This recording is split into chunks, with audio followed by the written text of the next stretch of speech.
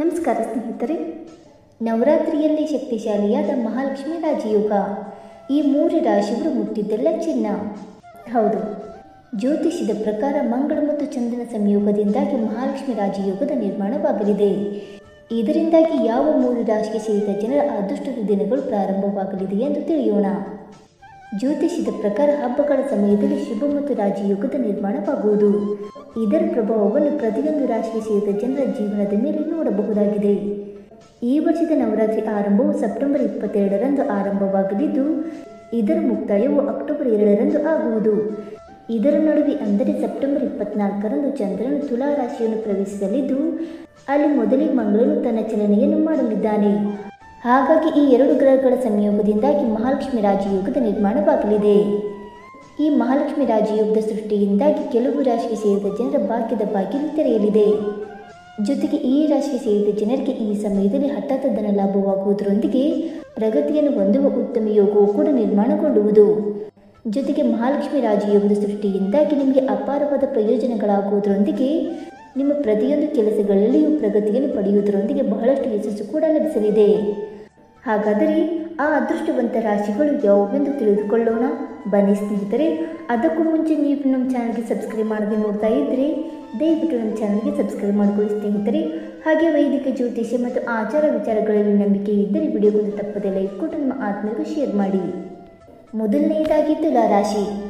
ತುಲಾರಾಶಿಗೆ ಸೇರಿದ ಜನರಿಗೆ ಮಹಾಲಕ್ಷ್ಮಿ ರಾಜಯೋಗದ ನಿರ್ಮಾಣವು ಸಾಕಷ್ಟು ಲಾಭದಾಯಕವಾಗಿರುವುದು. ಏಕೆಂದರೆ ಈ ರಾಜಯೋಗವು ನಿಮ್ಮ ರಾಶಿಚಕ್ರದ ಲಗ್ನ ಮನೆಯಲ್ಲಿ ರೂಪುಗೊಳ್ಳುವುದು. ಹಾಗಾಗಿ ಈ ಸಮಯದಲ್ಲಿ ನಿಮ್ಮ ಆತ್ಮವಿಶ್ವಾಸದಲ್ಲಿ ಬಹಳಷ್ಟು ವೃದ್ಧಿಯಾಗುವುದು. ಜೊತೆಗೆ ತುಲಾರಾಶಿಗೆ ಸೇರಿದ ಜನರ ಸಾಹಸ ಮತ್ತು ಪರಾಕ್ರಮದಲ್ಲಿ ಬಹಳಷ್ಟು ವೃದ್ಧಿಯಾಗಲಿದೆ. ಹಾಗೆ ವಿವಾಹಿತ ತುಲಾರಾಶಿಗೆ ಸೇರಿದ ಜನರ ವೈವಾಹಿಕ ಜೀವನ ಅತ್ಯುತ್ತಮವಾಗಿರಲಿದೆ. ಜೊತೆಗೆ ಈ ಅವಧಿಯಲ್ಲಿ ತುಲಾರಾಶಿಗೆ ಸೇರಿದ ಜನರು ಮನೆಯವರ ಮತ್ತು ಸ್ನೇಹಿತರೊಂದಿಗೆ ಉತ್ತಮ ಸಮಯವನ್ನು ಕಳೆಯುವ ಅವಕಾಶ ಲಭಿಸುವುದು. ಮತ್ತು ನಿಮ್ಮ ಪ್ರೇಮ ಸಂಬಂಧವು ಬಹಳಷ್ಟು ಉತ್ತಮವಾಗಿರುತ್ತದೆ. ಮತ್ತು ಆರೋಗ್ಯಕ್ಕೆ ಸಂಬಂಧಿಸಿದಂತೆ ಈ ಸಮಯದಲ್ಲಿ ನೀವು ಸಾಕಷ್ಟು ಉತ್ಸಾಹದಿಂದಿರುವಿರಿ. ಇದರಿಂದಾಗಿ ತುಲಾರಾಶಿಗೆ ಸೇರಿದ ಜನರ ಕನಸುಗಳೆಲ್ಲ ನನಸಾಗುವುದು. ಮಂಗಳ ಮತ್ತು ಚಂದ್ರನಿಂದ ರೂಪುಗೊಳ್ಳಲಿರುವ ಮಹಾಲಕ್ಷ್ಮಿ ರಾಜಯೋಗವು ಅವಿವಾಹಿತ ತುಲಾರಾಶಿಗೆ ಸೇರಿದ ಜನರಿಗೆ ವಿವಾಹಕ್ಕಾಗಿ ಉತ್ತಮ ಪ್ರಸ್ತಾಪಗಳನ್ನು ಪಡೆಯುವಂತೆ ಈ ಸಂದರ್ಭದಲ್ಲಿ ಮಾಡಲಿವೆ. ಎರಡನೆಯದಾಗಿ ಮಕರ ರಾಶಿ.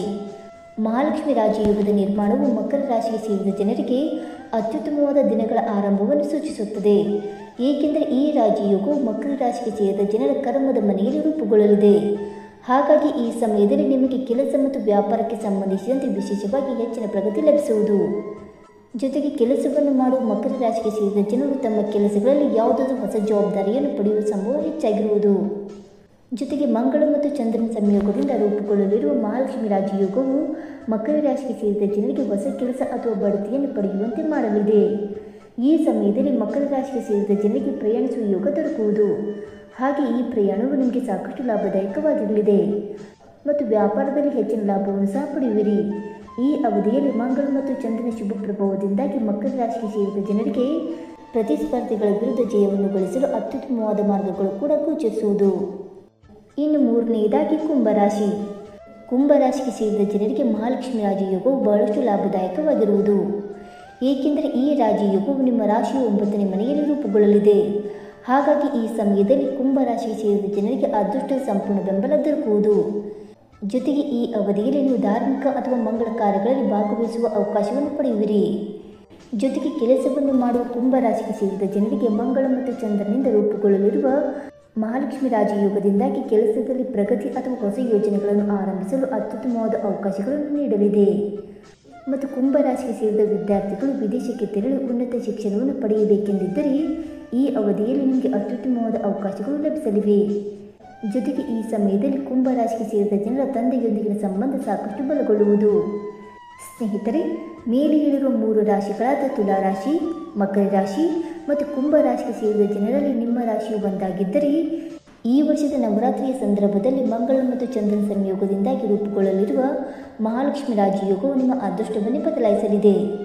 ಈ ಅವಧಿಯಲ್ಲಿ ನಿಮಗೆ ಗೌರವ ಖ್ಯಾತಿ ಲಭಿಸುವುದರೊಂದಿಗೆ ಪದವಿ ಮತ್ತು ಪ್ರತಿಷ್ಠೆಯಲ್ಲಿ ಬಹಳಷ್ಟು ವೃದ್ಧಿಯಾಗುವ ಯೋಗವು ಕೂಡ ದೊರಕುವುದು.